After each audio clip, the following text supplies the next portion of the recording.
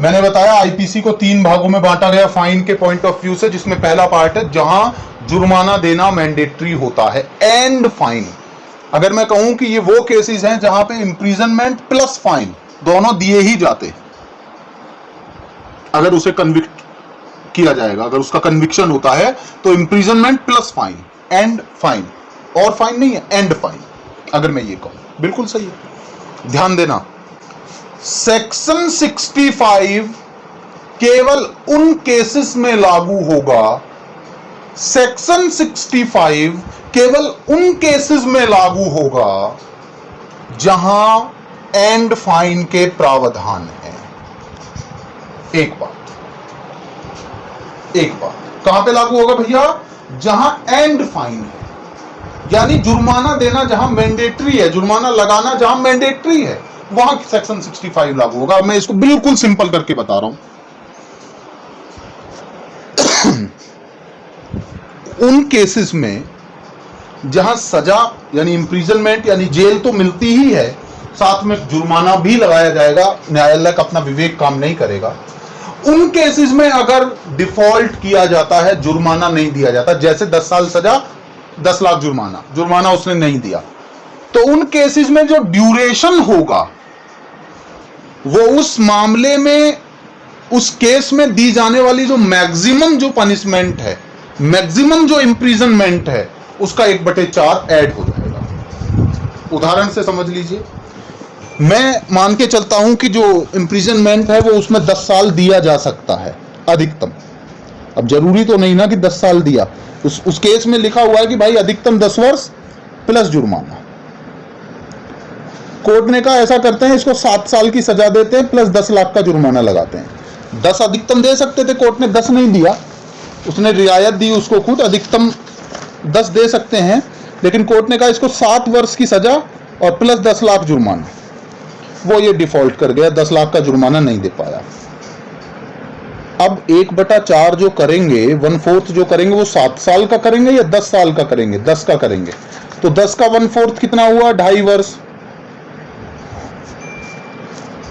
अब इस 2.5 को जो दी गई सजा है उसमें ऐड कर दीजिए, यानी उसको 7 साल तो काटना पड़ेगा जो इंप्रिजनमेंट है, और 2.5 वर्ष उसको काटना पड़ेगा जेल में। 7 वर्ष तो उसको काटना पड़ेगा जो इंप्रिजनमेंट है, और 2.5 वर्ष उसका हो जाएगा क्योंकि उसने डिफॉल्ट किया, फाइन पे नहीं किया। तो फिर से बता रहा हूं, सेक्शन 65 एंड फाइन वाले ही केसेस में लागू होता है। नंबर 1 बात, उन केसेस में क्या किया जाता है भैया जी? उन केसेस में होता यह है कि उस मामले में जो मैक्सिमम पनिशमेंट दे सकते थे, कितना दिया है, उसमें उस मैक्सिमम पनिशमेंट के 1/4 को जोड़ देंगे। मान लेते 9 वर्ष दिया होगा तो 2/2.5 वर्ष जोड़ देंगे उसमें।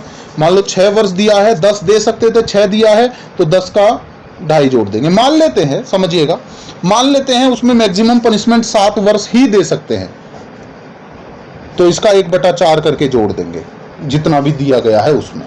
ये सेक्शन 60। मैंने आपको बताया था कि 2 सवाल देखने हैं बेसिकली, ड्यूरेशन कितना होगा अगर डिफॉल्ट करेंगे, और दूसरी बात उसका नेचर कैसा होगा। तो 65 ने ड्यूरेशन बताया भैया, 65 ने ड्यूरेशन बताया, उन्होंने कहा ड्यूरेशन होगा 1/4 जो मुख्य रूप से दिया जा सकता था। 66 कहता नेचर कैसा होगा, सिंपल होगा या रिग्रेस होगा। तो उन्होंने कहा कि जो इंप्रिजनमेंट कोर्ट दे सकता था वही नेचर का होगा डिफॉल्ट करने की स्थिति में दिया जाने वाला इंप्रिजनमेंट। मतलब वो जो 10 साल हैं अगर वो कठोर ही दिए जा सकते थे, तो भाई साहब बाकी के जो 2.5 साल डिफॉल्ट करने की परिस्थिति में मिलेंगे वो भी कठोर या रिग्रेस ही होंगे। ये डिपेंड करता है इस बात पर कि उस केस में रिग्रेस इंप्रिजनमेंट दिया जा सकता था या सिंपल, या दोनों। और दोनों से मेरा मतलब है दोनों में से कुछ भी दिया है, अगर दोनों में से कुछ भी दिया है कोर्ट ने, तब कोर्ट के ऊपर डिपेंड करता है कि सिंपल देना है या रिग्रेस देना है, सिंपल देना है या रिग्रेस देना है, ये कोर्ट के ऊपर है।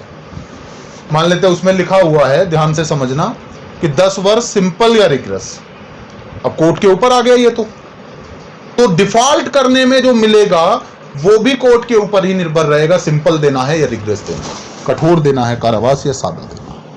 ये सेक्शन 66 कहता है, ये सेक्शन 66 कहता है।